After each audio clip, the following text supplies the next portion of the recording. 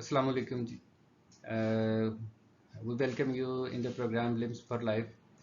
This program is with the collaboration of CMH and Frosans. My name is Dr. Tanveer Ahmed. मैं गुज़श्ता 15 सालों से diabetes and food care centre को run कर रहा हूँ और डायबिटीज़ से रिलेटेड पेशेंट के साथ वास्ता मेरा 1995 से। तो टॉपिक जो आज का हमारा है वो कॉम्प्लिकेशन ऑफ डायबिटीज़ और उसकी मैनेजमेंट है, शुगर और उसकी पेचीदगियाँ। जो ऑब्जेक्टिव है प्रोग्राम का वो जैसे कि अम्ब्रेला जिसके अंडर ये सारे प्रोग्राम हो रहे हैं कि save the limb because the limbs our life, वो है शुगर और उसकी पेचीदगियों से बचाओ। एक वक्त था कि शुगर एक मसला था, लेकिन जो वक्त गुजरता गया शुगर की मैनेजमेंट बेहतर होती गई, तो वक्त के साथ साथ जो है वो शुगर से ज़्यादा जैसे जैसे मरीज़ की कंट्रोल बेहतर होता गया और उम्र लंबी होती गई, तो वो पेचीदगियाँ जो हैं वो वक्त के साथ बढ़ती गई। ये दूसरे लफ्ज़ों में अब हम एक ऐसे एरा में हैं कि जो कि कॉम्प्लिकेशन का एरा है। तो बुनियादी फोकस जो है वो अब शुगर के साथ साथ जो उसकी पेचीदगियाँ और उनका कंट्रोल, वो भी अब हमारा फोकस है। शुगर और उसकी अगर हम किस्मों की बात कर लें, तो जो शुगर है या डायबिटीज़ जो है वो बुनियादी तौर पर पेनक्रियाज या तो हमारी इंसुलिन कम बना रहा होता है, या जो इंसुलिन है वो रेजिस्टेंट होती है, पुरअसर नहीं होती। तो ये दो, और आम तौर पर जो है बाज़ दफ़ा तो कॉम्बिनेशन भी इन दोनों बातों का होता है। और जो इंसुलिन है उसका काम तो ये है कि वो जो कुछ भी हम खाते हैं वो जो शुगर बन के खून में जाता है वो इस शुगर को सेल्स के अंदर लेके जाती है और वो सेल्स की एनर्जी है। अगर इंसुलिन की कमी हो या रेजिस्टेंस डेवलप हो तो फिर ये शुगर जो खून में है ये सेल्स के अंदर नहीं जाती। तो दो इफ़ेक्ट्स आते हैं, एक तो यही कि सेल्स को ख़ुद एनर्जी नहीं मिलती, और दूसरा ये कि खून के अंदर शुगर की मकदार बढ़ती है, जिसे हम हाइपरग्लाइसीमिया कहते हैं। तो किस्मों की बात करें तो आमतौर पर तो हम तीन किस्मों की बात करते हैं, टाइप 1, 2 और गेस्टेशनल डायबिटीज़। लेकिन अगर हम टेक्निकली देखें तो पांच किस्में हैं। इनमें हम मूडी और लाडा को भी शामिल कर सकते हैं, लेकिन आज हम सिर्फ टाइप 1, 2 और गेस्टेशनल की ही बात करेंगे। टाइप 1 जो है ये ऑटोइम्यून डिजीज़ है। टाइप 1 जो है वो सिर्फ 5% लोगों में होती है, और ज़ाहिर है कि बच्चों में ही होती है। एक टाइम था कि हम टाइप 1 और 2 के डिफरेंस के लिए एज को बड़ा मार्क करते थे, लेकिन वक्त के साथ अब ऐसा टाइम आ गया कि इवन बच्चों में भी टाइप 2 हो जाती है।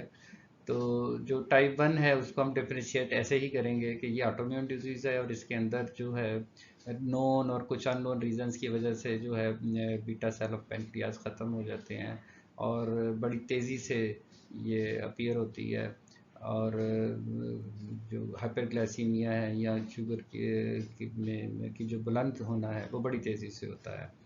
तो बच्चे जो हैं वो इसका मेन टारगेट है, और 5% जो ओवरऑल शुगर है उस वो टाइप 1 होती है। जो टाइप 2 है जो कि मोर देन 90 या 90% है, ये शायद हमारी कम्युनिटी का बुनियादी मसला है। और जो स्टैटिस्टिक हैं, जो डाटा है वो जो हमें बता रहा है वो काफ़ी लफ्ज़ है कि खौफनाक सा है कि शायद हर तीसरे जो एडल्ट को इस वक्त डायबिटीज़ हो गई है, और ये शरह शायद वक्त के साथ और भी ज़्यादा बढ़ने जा रही है। और इसकी वजह जो है वो इंसुलिन रेजिस्टेंस ही है, कि इंसुलिन की बेअसरी है, रेजिस्टेंस है। और इंसुलिन की रेजिस्टेंस क्यों हो रही है? वो हमारे लाइफस्टाइल है। उसकी वजह हमारा लाइफस्टाइल जो गुज़श्ता 25-30 साल के अंदर जो तब्दीली हमारे रहन सहन और तर्ज ज़िंदगी में आ गई है, वो वजह बन रही है हमारे इंसुलिन रेजिस्टेंस की। जिनमें मोटी मोटी बातें अगर हम कर लें तो वज़न की ज़्यादती है, कम चलना फिरना या फिज़िकल इनएक्टिव होना, ये एक है। और तीसरा जो हमारी जो डाइट पैटर्न में तब्दीली के हम कार्ब्स और दूसरी इन चीज़ों की तरफ, जिसे हम जंक फूड कह लें या फास्ट फूड कह लें, कि उसका इस्तेमाल जो है वो बहुत ज़्यादा हो गया। और एक चौथी चीज़ भी हम इसकी वजह में शामिल कर सकते हैं, वो स्ट्रेस है। अब हम एक ऐसे एरा में दाखिल हैं कि स्ट्रेस कहीं ना कहीं सबके साथ वाबस्ता है। तो ये 4-5 वजूहात हैं जो कि हमें इंसुलिन रेजिस्टेंस जो है वो पैदा करती हैं, और टाइप 2 के जो मेजर वजह है वो इंसुलिन रेजिस्टेंस है।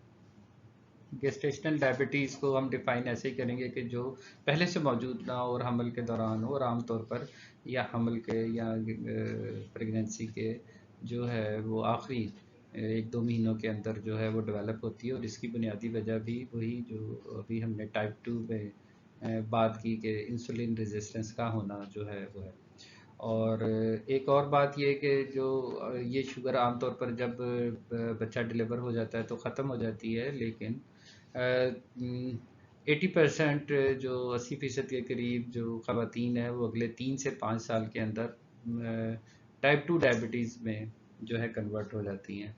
और अगर ये बात हमें पता हो तो इन सब को डिलीवरी के बाद जबकि इनकी शुगर नॉर्मल हो गई है, अगर उस वक्त लाइफ और डाइट स्टाइल चेंजेस पर डाला जाए तो ये जो इस 80% इम्कान है कि आगे चल के अगले 3 से 5 साल में ये टाइप 2 डायबिटीज़ हो जाएंगे, तो वो बचाया जा सकता है ना। न्यूरोपैथिक कॉम्प्लिकेशंस जो है वो अगर हम देखें, जो शुगर जो है वो ऑक्सीडेटिव स्ट्रेस करती है, एडवांस ग्लाइकेशन एंड प्रोडक्ट्स पैदा करती है। ये चीज़ें मिलके जो हमारी माइक्रोवास्कुलर डैमेज करती हैं, जो फाइनली जो है वो न्यूरोपैथी की तरफ हमें लेकर जाती है। और जो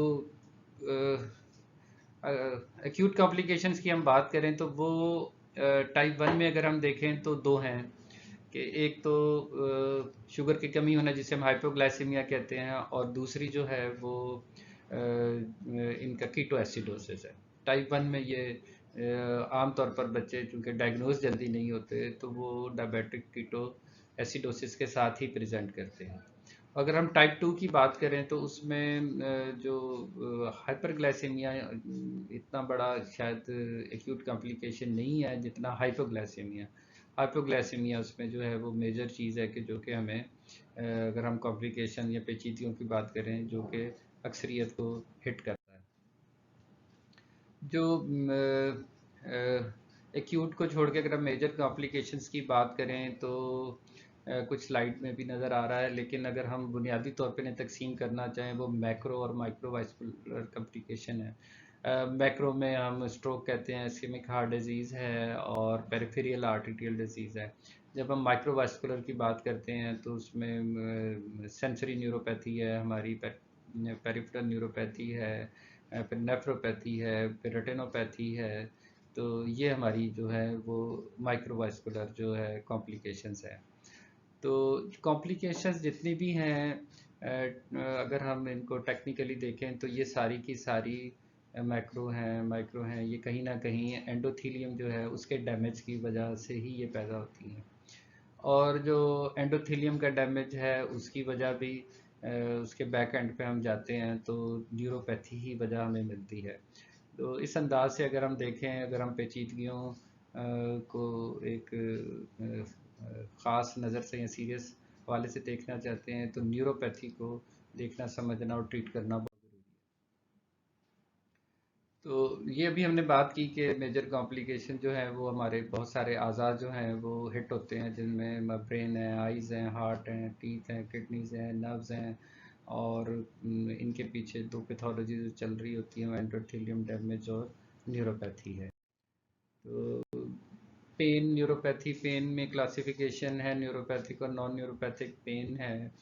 तो वो स्लाइड में थोड़ा सा इसकी डिटेल दी हुई है, लेकिन जो हमारा मेजर कंसर्न है वो न्यूरोपैथिक पेन के साथ ही है।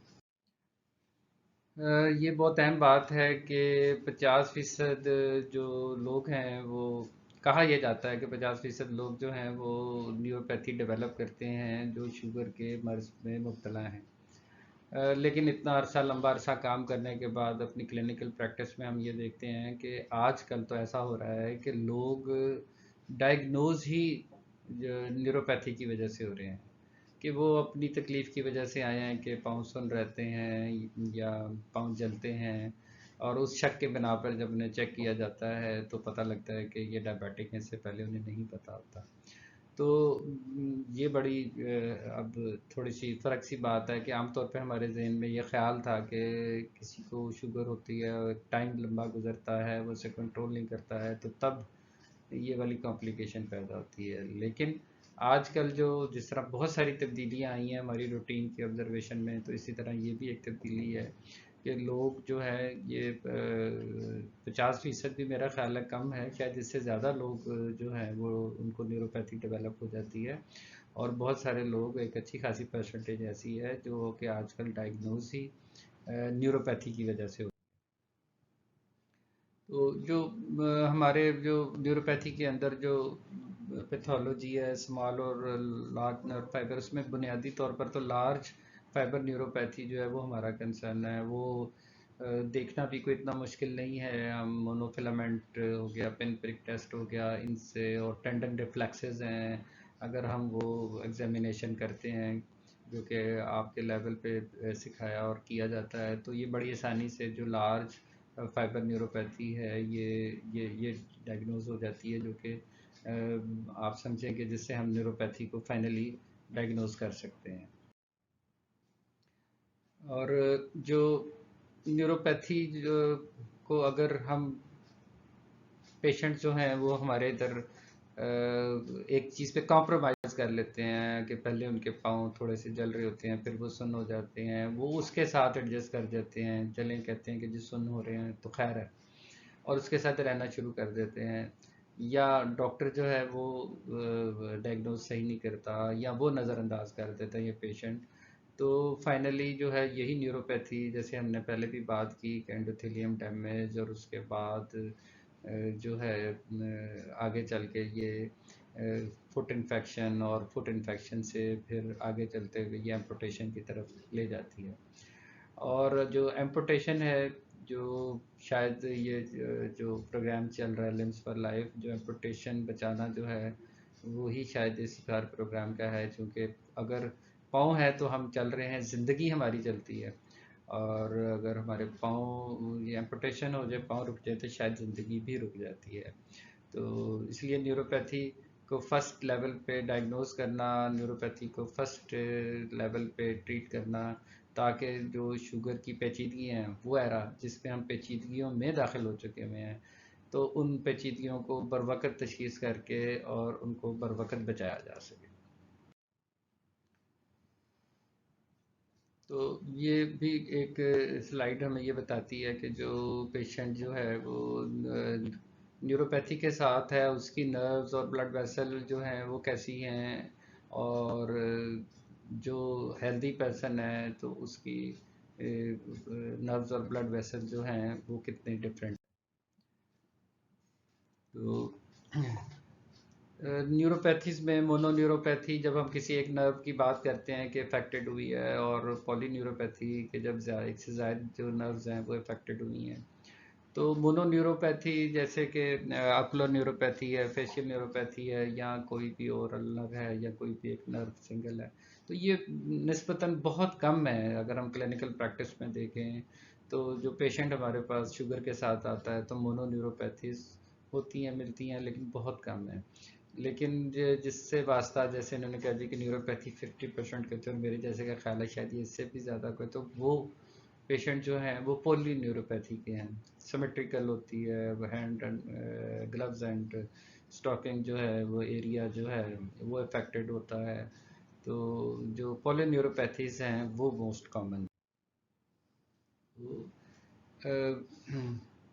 थोड़े से टाइम में, क्योंकि एक ओवरऑल व्यू बात का देना था, वो कोशिश की है कि वो किया जाए। और एंड पे ये कुछ सवाल जवाब हैं, इनका मकसद तो सिर्फ इतना ही है कि ये देखा जा सके कि जो बात की गई है क्या वो आप लोगों तक सही तरीके से पहुंची, और उसकी अंडरस्टैंडिंग कैसी है, और उसको एवेलुएट करने के लिए एक क्वेश्चनर है जिसको आप फिल करेंगे या जवाब देंगे।